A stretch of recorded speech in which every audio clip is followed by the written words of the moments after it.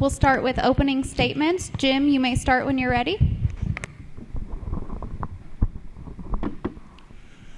Hi there. Can everybody hear me? All right. It's good to be here. My name's Jim Bates. I'm running for Missouri State Senate for Senate District 21. Tell you a little bit about myself. I am a lifelong Missourian, except for 7 years I spent in Colorado, which those were 7 great years. I met my wife, had my first 2 daughters were born there. So even though I was in Missouri, I have to applaud those 7 years. My family's been in Missouri ever since before it was even a state. I grew up during the school year in a small town called Ava, Missouri, right in the Missouri Ozarks.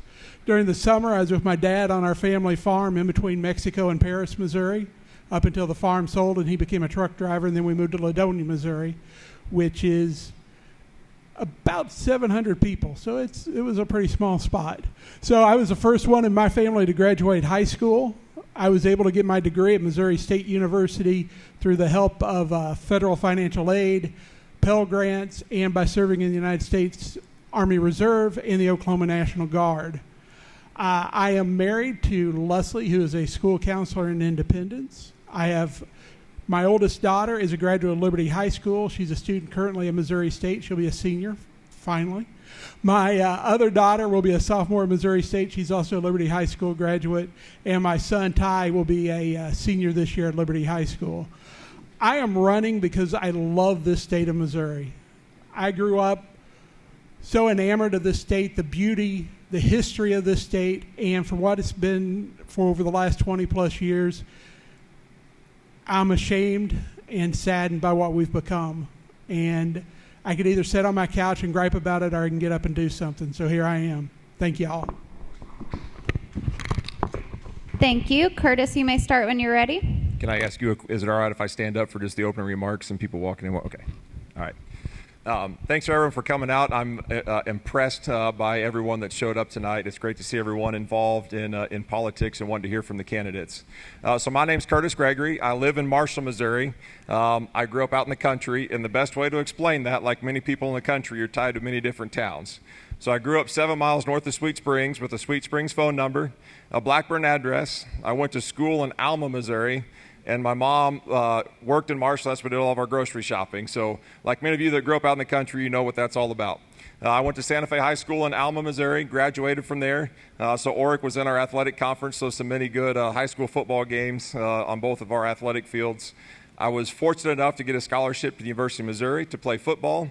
I was there from 2005 to 2009, where I was a team captain in 2009. While there, I got my ag degrees because I grew up on a farm. I'm a 4th-generation farmer. And it's just in my blood, like many of you know, when you get that itch, that's something that you want to do, and that's all I wanted to do when I was taking my classes. So much so that there were people looking at me as the football player walking in going, "You're just a football player here to get an ag degree." And I said, "Oh, I'm a farmer that wants to get an ag degree." And so I earned my ag degree from there, came back to the farm in 2013, and I think I just planted my 10th crop as a full-time farmer. If it would quit raining, I'll get my double crop beans in the ground, but we're not going to complain about rain in the month of July. And I have to say that in the profile in the newspaper, it didn't say I was a state representative because it said job. And I don't consider being a state representative a job. I just consider it being an honor to go represent the people of the district that you're representing in Jefferson City. And I hope that I can do the same thing for all of you, represent your interests and your likes and what you see fit and the most important for yourself and your towns and small communities. Thank you so much. Doug, you may start when you're ready. All right. Thank you. I'm going to follow the lead of my colleague here, Kurtis, on standing up for the benefit of the people in the back. My name is Doug Richey, running for state senate as well. I am a pastor, been a pastor for 25 years, currently serving at Pisgah Baptist just down the road, been there for 19 years. I'm a veteran. I served from 1990 to 98. I enlisted just a few months after I turned 17 when I was a junior in high school. Went to Fort Leonard Wood between my junior and senior year of high school. That was during Desert Shield. They couldn't deploy me because I hadn't graduated high school yet. So we went back, finished high school, went back to Fort Leonard Wood to do AIT, and that was during Desert Storm. And that was a pretty short-lived operation. Our unit was put on alert but was never deployed. But I served from 90 to 98. And I've been a law enforcement chaplain now as well for 21 years, currently serving with Clay County Sheriff's Office and the Highway Patrol. Whenever I'm a type 1 diabetic, I was actually planning on going into the military after seminary. I'd been in for 8 years, and I was going to go finish seminary and then go into the active duty as a chaplain. And I came down with type 1 diabetes, so that was a no-go. You can't get back in as a result of that. So that's whenever I began going the route of serving as a pastor, which is a delight. I love that. It anchors me. And for the last 6 years, I've been serving as a state representative. And I think that one of the things that's important for you to know at this point about me is I'm an anchored guy. I am a no-nonsense, simple Christian who holds to constitutional values, our constitutional liberties, and I'm a Republican, and that's who I am. And I've loved serving people. I'm here to serve for something larger than myself, and I'm delighted to be here. Thank you. First question, what initiatives will you support to promote education and job training in high-demand fields? And Kurtis, you may start. Okay. Always live, that's what they said. Education and job training in high-demand fields. So there's been some legislation that's moved through. We look at some of the jobs that are out there that are open critical needs: nurses, doctors, truck drivers, HVAC, plumbers, electricians, people that work with their hands. I really didn't learn how important that was until I was farming and I had to rely on some high school kids for help. And so I was taking care of the cows and the livestock in the morning, then I climb in the combine around noon, and I do the best job I could by myself, and then about 3:30, 4 o'clock, the high school kids would show up. And I started asking those questions. You going to college? No, I'm not going to college. I'm not cut out for it. Because when I went to high school, you were going to college. That's what you had to do. You had to go get that degree. Don't know what you're going to do with it. But they said that I know I'm not cut out for school. I'm going to go into a trade school. I'm going to go drive a locomotive or something along those lines. So in the legislature the last couple of years, I've been happy to support programs called the Missouri Works program, where that's a fast-track program for, I think there's an age cap limit on there, where you get grants through the government to go back and finish your degree in high-need areas. And so you're going to be able to go back to school and get those certifications, job training, degree in critical need areas. We were just at the Shirkey Nursing Center yesterday. LPNs, CRNAs, RNs, very high need. They can't open up more bed space because they don't have that staff. And so I've been more than happy to support legislation like that as it's moved through, because I know those jobs are critical for all of us. None of us are getting older, and we need to fill those positions and make sure we've got qualified people to serve our residents for the state of Missouri. Doug, you may go next. We all know that apart from education and training for whatever career field, whatever job task that you are inclined to pursue, apart from that, we struggle as families. We struggle as communities. So, one of the things I've been delighted to see over the last 6 years being in the General Assembly, our governor has leaned into workforce development. That has been one of his chief focal points. And we have seen a tremendous uptick in the way in which people are being trained in career tech fields.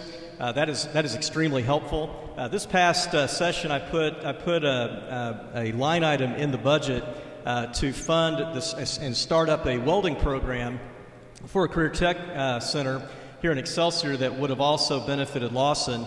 That was cut out of the budget here just last week by the governor. I haven't heard why, but nonetheless, we know that these are the types of things we need to be doing. We need to lean into this.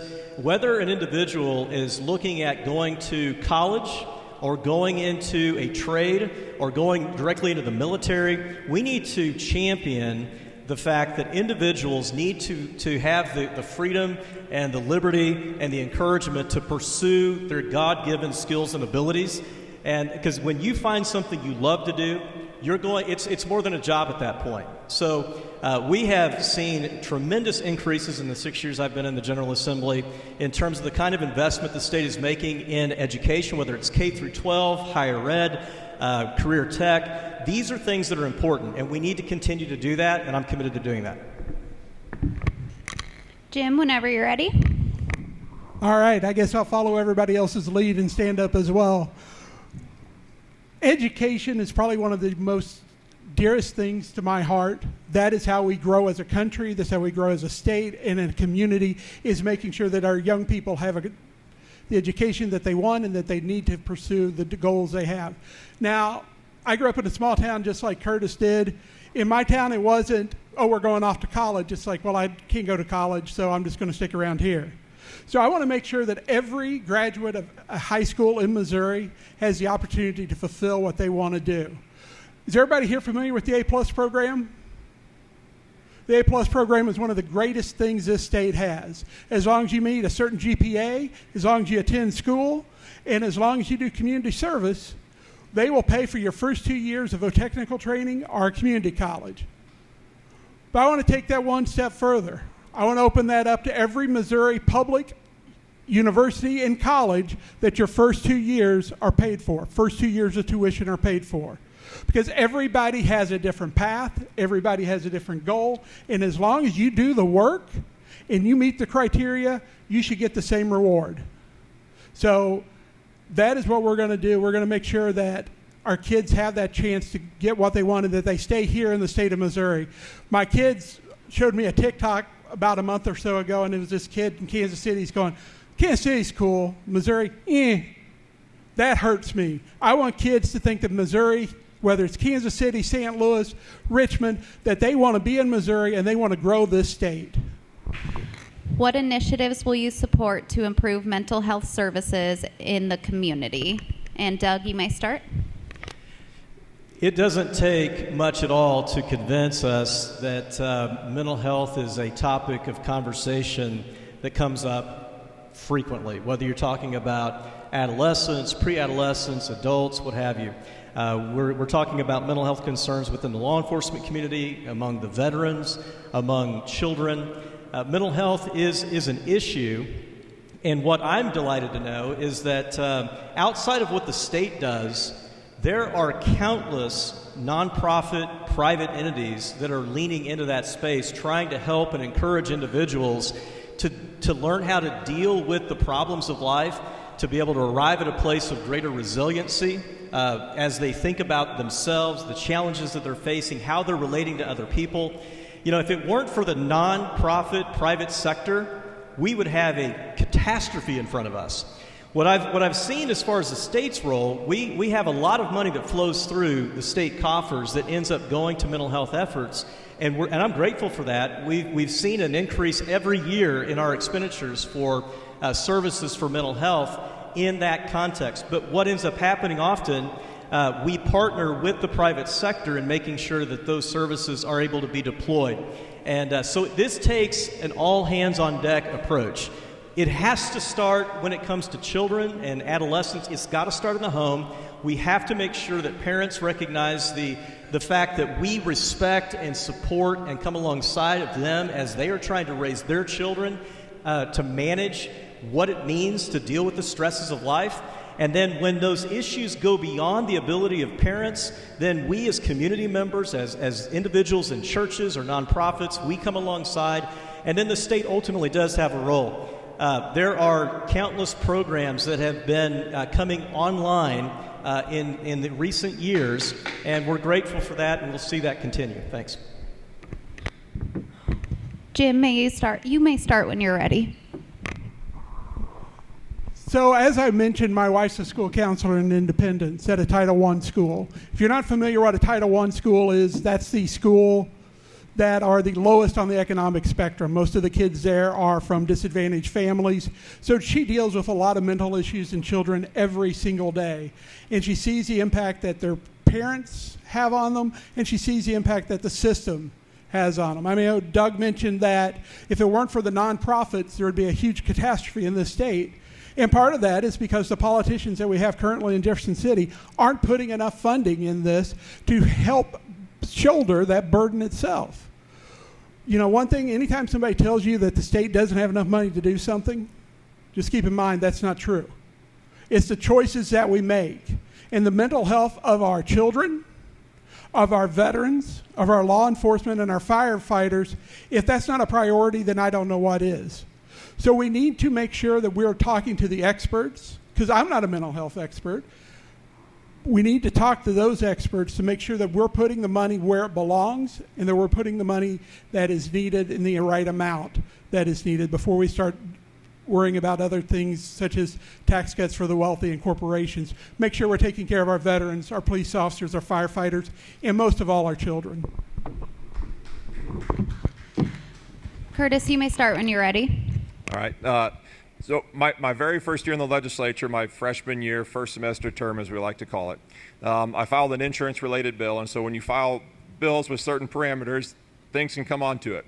One of the amendments that came onto it that was near and dear to me was called the Mental Health Parity Act. And that put Missouri on par with many other states across the country that told insurance companies, you have to cover mental health problems in your insurance policies. For Missouri to be the #1 agricultural state, when you look at the suicide charts of who's more likely to commit suicide than others, I think farmers and coal miners and a couple others are towards the top in suicide. Look at the dairy farmers up north and livestock farmers during COVID when the hogs couldn't go to market. You're going out there having to maybe put them down and euthanize them. That'd be hard on your mental capacity. I was happy to champion that, and I'm glad Jim brought up the funding for mental hospitals. We sit on budget, and that's something that's talked about every single year. Like I mentioned for the nursing homes, we don't have enough people in those positions, and a lot of that does fall on our shoulders to do a better job of making sure that we put the funding forth necessary so they can get those workers in those mental health institutions that the state runs in order that we can open bed spaces up, because there's people that should be in a mental hospital, but they're being held up in a jail cell, probably not getting the proper help that they actually require and need. And so those are the things that I'm going to look at, is making sure we do increase those fundings, because that's been a frustrating thing to work on over the last couple of years. But we have made small increases. When you look at the job market, that's the one thing you have to be careful of with government. The state does set a rate, and we don't want to do something that's going to harm our small businesses across the state by setting the state rate too high to where our small businesses across the state are having to fight with the state employees for jobs and workers. So it's a balancing act that we have to play, but I know that's something that we need to do better on, and I'm committed for that. Last question. How will you address the issue of affordable housing in our district? And Jim, you may start when you're ready. So how do we address affordable housing within District 21? First of all, do you guys know what makes up District 21? That's Clay County except for Kansas City, Ray, Lafayette, Cooper, Howard, and Saline counties. Now, the way we get more affordable housing is we get better jobs. We make it where people are earning more money, they have better health care, they have better education. Once you do that, housing becomes more affordable. Once you have it where you have a good job, you can afford a good house. But if we keep going the way we are, where Missouri is basically becoming a third world country when it comes to jobs, when all we're doing is trying to find somebody saying, well, we'll give you jobs. They're not saying how much they're going to pay. They're not going to say what benefits they are. Then yes, there's going to be a problem with affordable housing. We need to make sure that we're finding companies to come here that are offering good jobs, union benefits, people who are, so that you can go out and afford to pay your mortgage. So it starts with jobs, it starts there, and that'll help with the affordable housing crisis. Thank you. Kurtis, you may start when you're ready. Affordable housing in the 21st district, I think, in my opinion, one of the #1 things right now when it comes to affordable housing is interest rates. I don't know how many of you all out there operate or have had to go borrow money from a bank lately, but I just signed the papers on the line of credit that I use to operate my farm. 9% interest. 9% interest. To me, that's the largest barrier right now, in my opinion, of affordable housing if you're looking to buy a home, because that's going to keep home builders from wanting to go take out a loan to build a home to maybe try and sell somebody. I know that I'm glad we were able to build the house when we did, because it was pre-COVID and the interest rate go up. So we've got to get the federal government back on control in their spending patterns to hopefully bring that interest rate down, because I know that is a massive barrier to entry for people that are looking to go buy maybe their first starter home. There was some legislation that we worked on this year. I don't recall if it got across the finish line, but it was a rural housing development tax credit of sorts. It was sponsored by Representative Greg Sharp up in Northeast Missouri. I think that's a start. We've got to look at all avenues that we can to force or to incentivize people to look at the small towns and not just suburbs close to the big cities. And I know another thing that's going to sound really crazy. I think broadband development is going to help a lot also in the rural areas. One of my house friends and also a roommate in Jefferson City said, every single county that did not have access to reliable broadband internet lost population. So that meant that people were moving out. So I think if we can continue that mission to push that broadband out, that's going to spur development to stay in the rural areas. You see it a lot of times. People come from the city to the small towns to move their business, maybe rehab an old building in Sweet Springs, Missouri, downtown. People moving out there, providing those high-quality jobs. Doug, whenever you're ready. We are facing a situation right now where much of the problem that we're dealing with is really twofold. One, it's the inflationary cycle. We have a problem with inflation, and most economists will tell you, and it doesn't matter what kind of political stripe that you might find on them, inflationary cycles are driven by government spending. Not solely, but government spending drives the inflationary cycle. And what we have seen over the last several years is a tremendous amount of government spending coming from D.C. that quite frankly doesn't exist. It's bad monetary policy, it's deficit spending, but they're moving billions and billions of dollars into our states with short timelines to be spent by.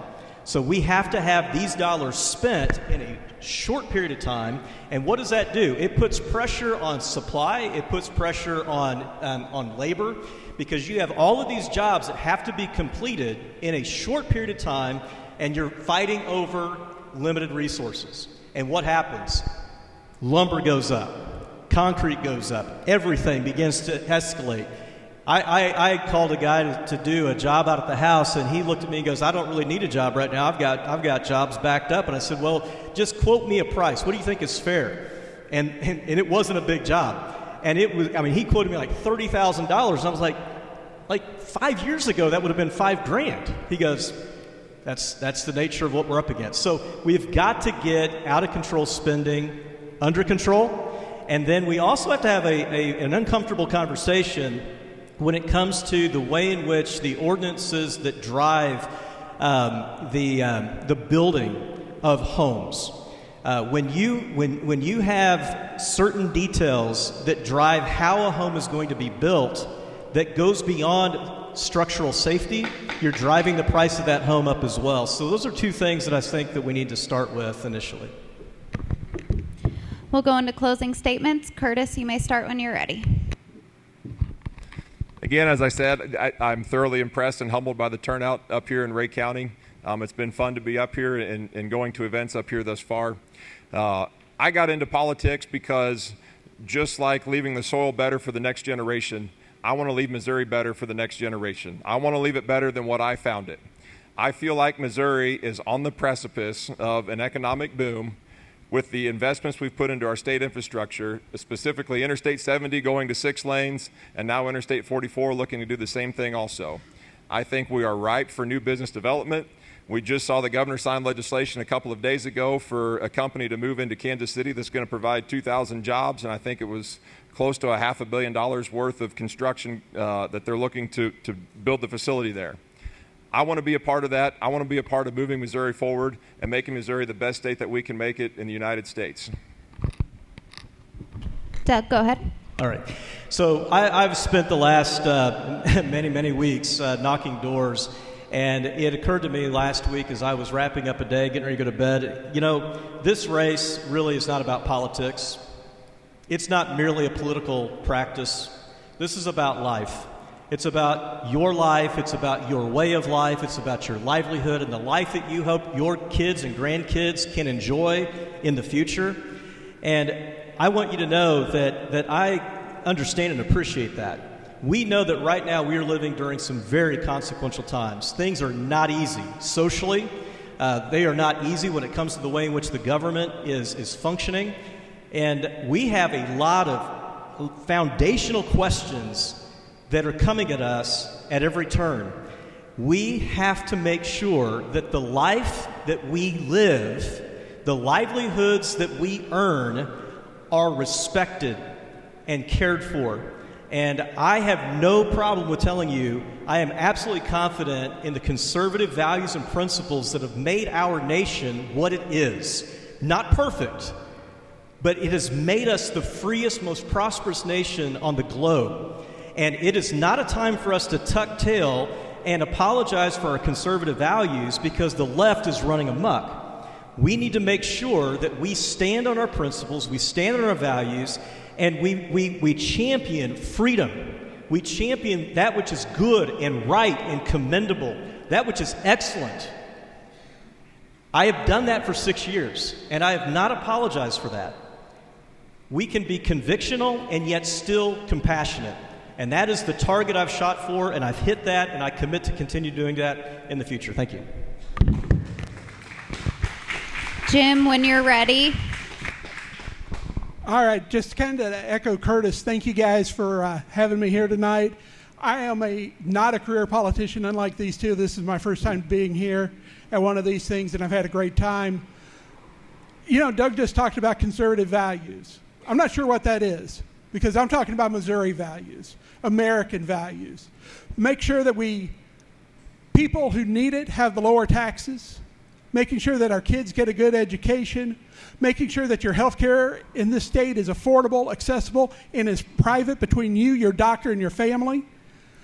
To make sure that when we talk about freedom, we're not talking about you telling me what books my kids can read, you telling a woman what she can do with her body, you telling a family what they can do with their children. That freedom means that you get to make your own decisions as long as you're not breaking the law. That is what true freedom is. That's the American values of freedom. I grew up in the Ozarks. I'm a redneck hillbilly to the heart. And the one thing every hillbilly will tell you is just get out of my business. That's freedom. That's a Missouri value of let you live your life. And that's what I plan to do. I plan to go to Jeff City to represent you, to represent the state of Missouri, make sure that we represent rural Missouri in Jeff City. I heard a lot about Ray County doesn't get noticed in Missouri. Well, I can promise you if I get elected, Ray County will get noticed in Missouri, in Jefferson City.